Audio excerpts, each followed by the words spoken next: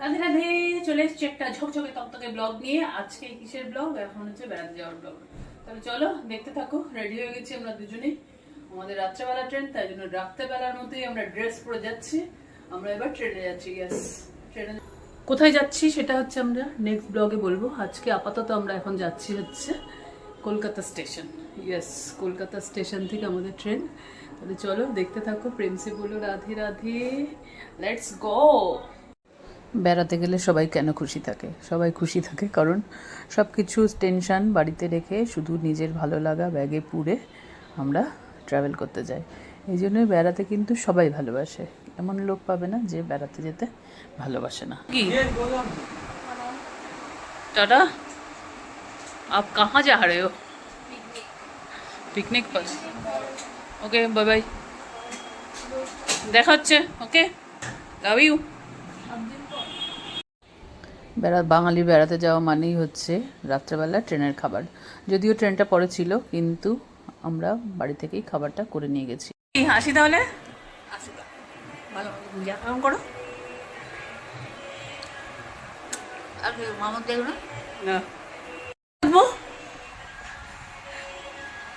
রাধে রাধে।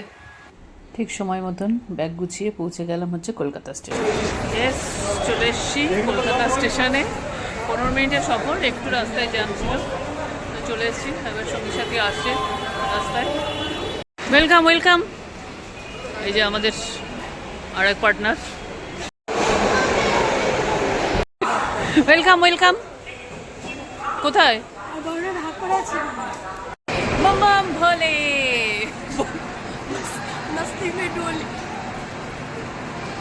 চলেছি আমরা কোথায়? বম বম বলে মানে একটুখানি হিন্টস দেওয়া যাক। কোথায় যাচ্ছি? চলো বেনারস, বাবার দর্শন করতে। ঠিক আছে, আমরা এবার তীর্থযাত্রী। অনেক হয়েছে লোকের পেছনে কাটি দেওয়া, এবার বাবার দর্শন করতে যাচ্ছি। ওকে, তাহলে চলো থাকো সাথে। সাথে থাকো, বলে দাও মনে মনে, আমরা বলে দেবো। বললে এটা শেয়ার করলেই তাহলেই তোমাদের মনে এটা যত শেয়ার করবে তত তোমার চেট করে বাড়বে। নিরামিষ আজকে থেকে, ঠিক আছে? নিরামিষ। আমি ভাবলাম এরা এত বড় বড় রন্ধন বিশারদ,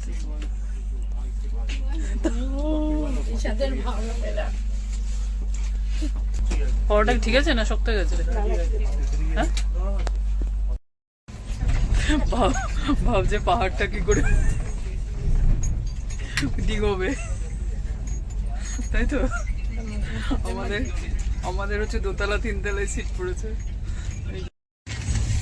তিনতলায় পুরো, ইনি দোতলায় যাওয়ার জন্য চেষ্টা করছেন আর কি বলছে দেখি।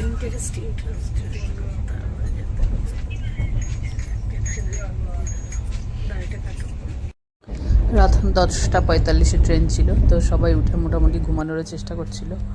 আমরাও তাই করলাম। রাত্রে তো আমার ঘুম আসে না, আমি তাই জন্য জেগে জেগে স্টেশন দেখছিলাম।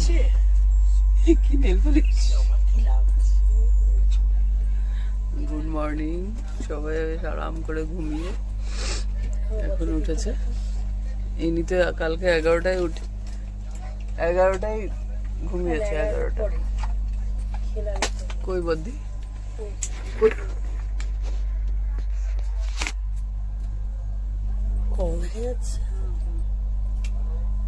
চা কি খাবেন আপনারা? খাবে এসেছিল তো কতবার। উনি আগে ঘুমায়নি, উনি তো ঘুমিয়েছে। এখন 8:30 বাজে। কটা নামবো আমরা? 10টা না 11টা? 10টায় আমাদের, না 11টায় মনে হয় আমার সময়।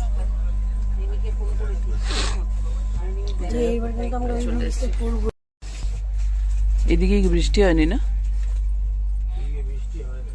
না, বৃষ্টি হয় না।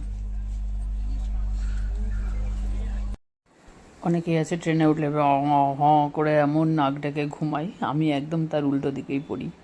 যাই হোক, আমি একদম ভোরবেলায় গেছি ঘুমোতে, তারপরেই চলে আসলো জয় মা গঙ্গে কাশীর দর্শন। পৌঁছে গেছি। এখন আমরা হচ্ছে অটো বা টোটো ধরার জন্য যাচ্ছি। একদম ঠিক টাইমে পৌঁছে গেছে, বরং 10 মিনিট আগেই ট্রেনটা চলে এসেছে। অনেকবার অনেক জায়গায় শুনেছি যে কোনো তীর্থস্থানে, বৃন্দাবন, তারপরে কাশী, বেনারস, এগুলোতে ভগবানের ডাক না আসলে যাওয়া যায় না। জানি না, আমাদের হয়তো ডাক এসেছিলো। খুব জাস্ট আমরা 1 তারিখে টিকিট কেটেছি, 6 তারিখে গেছি, টিকিট পাওয়া যাচ্ছিল না। তার মধ্যে 3-4টে মাত্র টিকিট ছিল, সেই টিকিটেই আমরা রাজি হয়ে গেছি। ট্রেনটা কলকাতা স্টেশনটা ছিল, তাতেও আমাদের আরও সুবিধা হয়েছে। আসার টিকিটও পাওয়া যাচ্ছিল না, তো লাস্ট পর্যন্ত কিন্তু সব ঠিকঠাক হয়ে ভগবানের, ভোলানাথের দর্শনে আমরা পৌঁছে গেলাম হচ্ছে বেনারস। আর তীর্থস্থানগুলোতে তো এখন জানো, অটো আর টোটো নিয়ে এত ঝামেলা ওরা করতে থাকে। তো ওখান থেকে আমাদের ছিল 80 ঘাটের কাছে, সেইখানে পৌঁছতে 200-300 এসব করতে করতে আমরা মোটামুটি, মনে হয় খুব সম্ভবত 250 টাকায় সেট করে ফেলে আমাদের হোটেলে পৌঁছে গেছি। আমরা মোটামুটি যেখানে যাই আগে থেকেই হোটেল বুক করে রাখি, কারণ আমাদের অত ধৈর্য থাকে না যে ব্যাগ নিয়ে নিয়ে আমরা খুঁজবো। আর এখন তো অনলাইনের যুগ হয়েছে। যাই হোক, হোটেল বেনারস হাভেলিতে আমরা পৌঁছে গেলাম।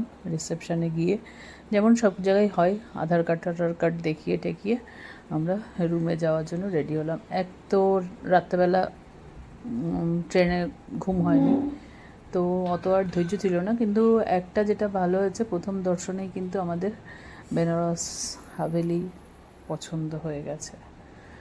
যাই হোক, চলো এরপরে তোমরা দেখতে থাকো বেনারস হাভেলি কেমন। এটা হচ্ছে 80 ঘাটের একদমই কাছে, গঙ্গা ফেসিং আমরা রুম নিয়েছিলাম।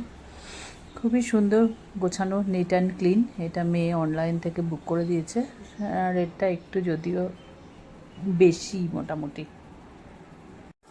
তবে অনলাইনে যে ঘর দেখিয়েছিল সেই ঘর আমাদের পছন্দ হয়নি। আমাদের ঘরটা একটু পেছন দিকে ছিল, তো গোসাই আবার সেটা চেঞ্জ করে অন্য ঘর নিয়েছে। আর এটা হচ্ছে একদম রুফটপ গার্ডেন, হোটেল বেনারস হাভেলির রুফটপ গার্ডেন। এটাই হচ্ছে কিন্তু সব থেকে বেস্ট ছিল। মানে বেনারস যে একটা বলে ঘিজি জায়গা, কিন্তু এই জায়গাটা গিয়ে মনে হচ্ছে মন প্রাণটা জুড়িয়ে যাচ্ছে। আর পুরো বেনারস সিটিটা কিন্তু আমাদের এই রুফটপ থেকে দেখা যাচ্ছে। তাছাড়া ওখানে ঘাস টাস লাগানো আছে, রুফটপ যেহেতু মনে হচ্ছে একদম রিয়েলি। চলো এবার আমরা রুমটা দেখিয়ে নিই, রুমটা কেমন, যেটা কিনা আমরা চেঞ্জ করে পরে নিলাম। নিট অ্যান্ড ক্লিন, পরিষ্কার পরিচ্ছন্ন সব কিছু আছে। এসি, ফ্রিজ, টিভি, যদিও আমাদের কোনো কিছুই দরকার হয়নি। যেটা আমাদের দরকার হয়েছে সেটা হচ্ছে পরিষ্কার পরিচ্ছন্নতা আর একটু খোলামেলা। আমার আবার একটু জানলাটা একটু বড় হবে, একটু ওটা আমার ভীষণ আর কি দরকারি।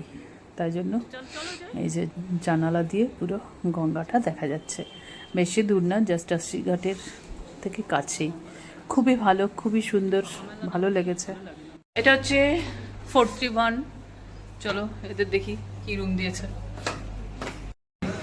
বাবা, এই এতক্ষণে এটা হাভেলি মনে হচ্ছে না রে? হ্যাঁ না, সত্যি এই খাটটা দেখে আবার হাভেলি মনে হচ্ছে। এটা হচ্ছে আরেকটা রুম আমাদের।